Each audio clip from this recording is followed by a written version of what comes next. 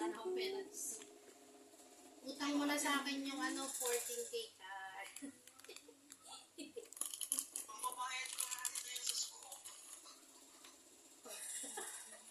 O sige na, bilisan mo na. Baba mo na. Titignan ko muna. Ano mo lang, ilipat mo lang sa meeting mo muna kasi papapayat ang kuryente kung paano ang bahay. Ay, na, niluloko lang kita. Bilisan mo na. Alam mo sa akin, walang pera.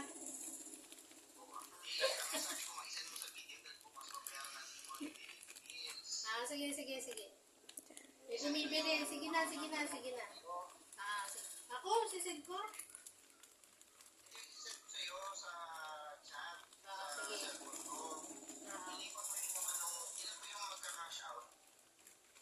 Kasi mamaya, magka-cash out pa daw siya. Kanina nga, 40. Wala kong ganun, te. Wala, kaya baka naman mamaya naluwan tayo ng peke niya. Hindi, si ate Tarian.